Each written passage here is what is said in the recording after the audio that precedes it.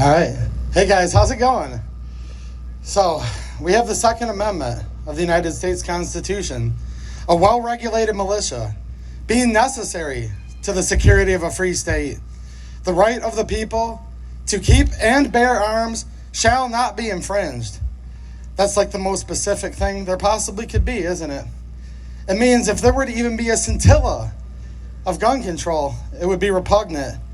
Early Supreme Court decision Marbury v. Madison says that all laws that are repugnant to the Constitution are void. Now let's look at the Michigan Constitution. Shout out to Michigan and all the good people here. Article 1, Section 6. Every person has the right to keep and bear arms in defense of himself and the state.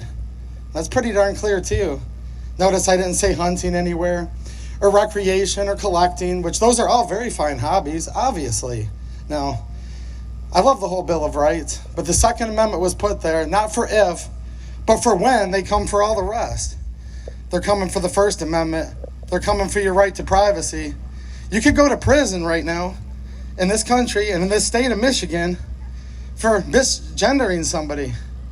Now, I don't think it's a coincidence that they started off this new legislative session. The Democrats took control. Very, very narrow majority in the Michigan House of Representatives. In the Michigan Senate, they have the governorship, the Attorney General, the Secretary of State. They didn't fool around. As soon as they started this session on January 11th, 2023, gun control was one of their top pieces of agenda. And we need to change this, but here's what is it's terrible, right? But here's what Democrats do well, and I'm using big air quotes for those of you listening. When they promise their constituents they're going to do something, they do it. And they started off with gun control, basically on the very first day. Then there was a tragedy that happened in Michigan State. A gun-free zone, let's call that what it really is. It's a criminal empowerment zone. Because everybody knows the only thing that can stop a bad guy with a gun is a good guy with a gun. And people were there unarmed, and it's very, very dangerous to have gun-free zones. This person wasn't prosecuted for previous gun crimes they had committed, which shows that gun control doesn't work. And the more people that have guns, the safer our communities are. But these people hate America and they hate Michigan. So they started off with this gun control agenda. And they quickly passed an 11-bill, 3-subject matter package. We're looking at red flag laws. Those have been passed, guys. They're not going to go into effect till next year, but they've been signed by the governor and passed through the Michigan House and Senate.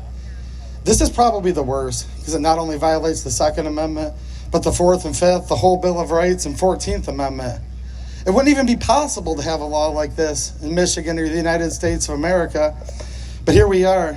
You could have an old roommate from 10, 20, 50 years ago that feels you're a risk to yourself or others.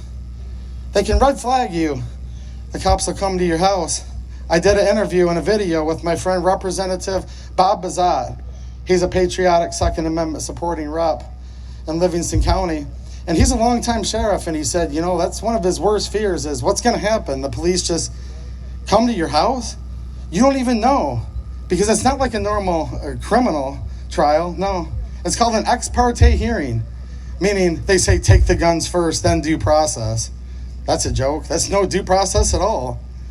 You don't get to face your accuser. You don't get to come with your lawyer to put forth exculpatory evidence. No, it's not that simple. It's not just an ex-roommate. It could be any relative of yours, including ones you haven't seen in a long time and don't agree with the Second Amendment or your politics. It could be an ex-girlfriend or an ex-wife, husband, boyfriend, whatever. Imagine how could that go wrong? And they take your guns, and then you have to come back and prove that you're innocent to get them back. This is literally insane. But that's not all. They also passed these so-called safe storage laws. Yeah, making it safer for the criminal, right? Because think about it. 3 a.m, you're asleep, the glass breaks. You're your own first responder, and you know that. That's why you have a gun, and you have it cocked-locked and ready to rock to protect your family, your wife, your beautiful children, right? Now, when the criminal comes in armed, because, look, all these laws only affect the law-abiding, obviously, because by their sheer nature and definition, criminals don't follow laws. So he comes in ready to go, ready to do death, irreparable harm, really bad things, and you're going to be fumbling with a cable lock, with the safe, Hopefully you remember your combination. So they call it safe storage, and a lot of people get excited about that, especially criminals, because it makes them safer when they come into your home. We've also seen so-called universal background checks pass, which is a licensing registration scheme. And it's also a confiscation scheme, because registration always has in the past, and I believe always will, lead to confiscation. Why do they want to know where all your guns are at unless they're planning to come get them, right? So right now, because again, these laws have passed, but they're not going to go into effect until next year. You might go out shooting with your uncle, your friend, your neighbor. Hand him your shotgun for a few minutes. See, we need to remind all of the hunters in the state of Michigan. I was talking to former governor candidate Tudor Dixon last night. Hung out with her at my favorite state representative, Jamie Thompson's event. She's also a 2A fighter. And Tudor looked at me and she said, how are we going to get the hunters involved? Well, obviously, everybody that's here right now, you guys get it. You guys are awesome, and I appreciate you being here. But we have to do more. When we leave, we have to talk to our friends and remind them that, look, guys, you could actually become criminalized and go to jail for a long time in the state of Michigan soon by handing your shotgun or your .22, it doesn't matter, to somebody else without first going through and getting these universal background checks so they can keep track of where every darn firearm there is in the state of Michigan. Now, that's the stuff that's already passed. They're also saying that they're looking at an assault weapons ban, magazine restriction ban. They've even put forth a bill that would outlaw BB guns for youth unless they're directly accompanied by their parents. Now, why do you think that is? I think it's pretty obvious, isn't it? They don't want gun culture to be ingrained in America like it has for all these years. Because if you take the kids away from their BB guns, which is how a lot of people learn safety, it was their first gun, they got familiar with them, you make it foreign, and people are afraid of things that they're not familiar with. You know, I get people coming in and making comments all the time on my YouTube videos, and they'll say stuff like, well, here in Great Britain, and look, lots of good people live there, but we fought a revolution against Great Britain, and we're supposed to be the United States of America. And they come in and they say, well, what's the big deal, man? They want to take your AR-15, your AK-47. We never even had that here. And that's what happens. When you remove a generation away from the Second Amendment, you lose it. And you could literally lose it forever.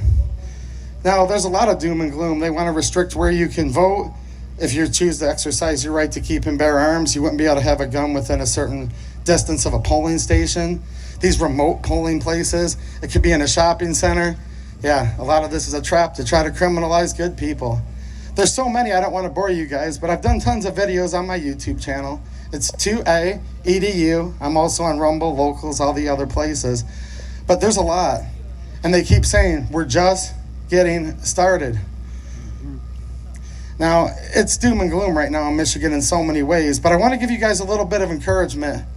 And this was written by a man in his early 30s, July 4th, 1776. And when Thomas Jefferson wrote the Declaration of Independence, along with the other founding fathers, he said all men are created equal, and they're endowed by their Creator with certain unalienable rights. And among these are life, liberty, and the pursuit of happiness. And that's a beautiful thing. Just think about that. If you can have life, liberty, and the pursuit of happiness, what more could you possibly want? Well, that's awesome. But we have a government here now in the state of Michigan. And what's the purpose of government? Well, Thomas Jefferson wrote about that too. He said that to secure these rights, governments are instituted among men, deriving their just powers from the consent of the governed. And that's you. They only have power if we consent. And we all need to get more involved. And I want to focus real quick on the local level. Because when you get to Washington, D.C., it's a swamp. It's a mess. I mean, Lansing's a mess too, but it's hard to focus on that. I call him the former vice president in office. Doesn't even know who he is, where he's at. You're never going to get to talk to him, and you probably don't want to, so that's good news. A lot of times it's hard to meet your United States senator or representative. But on the local level, we need to start getting involved, because the other side is, and they have been for a long, long time, you need to make sure that you're keeping up with your city council, your township trustees, your county board of commissioners, your Michigan representative, and your Michigan senator. And there's a lot of bad ones in public office, but there's a heck of a lot of good ones too. And people mainly just call to complain, but we need to get more involved. Keep track of what your public servants are doing. I mean, they do work for you. And if you want a government that operates at the consent of the governed, if you do nothing, unfortunately, you kind of just consent by default. And that's what's happening a lot. Not with you guys, but again, all of your friends, people that you go to church with, people that you hang out with around town. Make sure you remind them of what's going on here. Because we're right now in the middle of a paradigm shift where we have two factions in this country. We have people that still love America, and we still have people that love the United States and this flag. And now with the White House, they're flying different flags prominently, front and center. And there's people that no doubt want this to become a communist country. And we can never, ever, ever let this become a communist country, because if we do, our children could live in 1,000 years of darkness. We don't want that. Look, America's different than the rest of the world. It always has been, and we need to make sure it always will be. If we lose this republic, there's nowhere else to go. You can't go to another country. We have to stay here, and we have to fortify, and we have to defend these founding documents, which are supposed to be the supreme law of the land, right? So I want to encourage you guys. It's pretty tough in this state right now. I'm not going to lie. They're literally wanting to bombard us with so much gun control that most people are just putting their head in the sand. But this is nothing new. The Bible says there's nothing new under the sun, and I agree with that. And don't forget, all of your rights, they're endowed by your Creator. These are the laws of nature and of nature's God. And at the founding of this country, they had just formed the First Continental Congress, and they were getting ready to have this great experiment on self-governance of the people, by the people, for the people, where the only reason a government would be allowed to exist at all is to protect your natural, God-given rights. Government doesn't grant rights. They're supposed to be your public servants that are sworn. They swear an oath to uphold and defend the Constitution of the state of Michigan and of the United States. Well, about 250 years ago, Ben Franklin was asked by a woman. She said, "Sir, what have we? Do we have a monarchy? Or do we have a republic?" He said, "We have a republic if you can keep it." He meant that for the founding fathers, and he meant that for all of the people in between, and he means that for you today. And I want to close with this, because I know there's a bunch of awesome speakers. Kyle Rittenhouse is coming tonight. I'm kind of honored that I get to be standing on the stage he's going to speak on. But we're in a culture war, big time. It might be kind of cold right now, but if you remember the summer of mostly peaceful protests, sometimes it gets kind of hot, doesn't it? If you go back to the mid-1800s, we had the United States Civil War. A lot of people would say that it might have been a second Revolutionary War, and I wouldn't say they were wrong in saying that. There was a battle that had erupted, and people were literally sitting there picnicking on the side of a hill. And there were cannons going off in the distance, and musket balls were getting closer. And they kept on picnicking because they were actually in the middle of a Civil War battle, and they didn't even know it.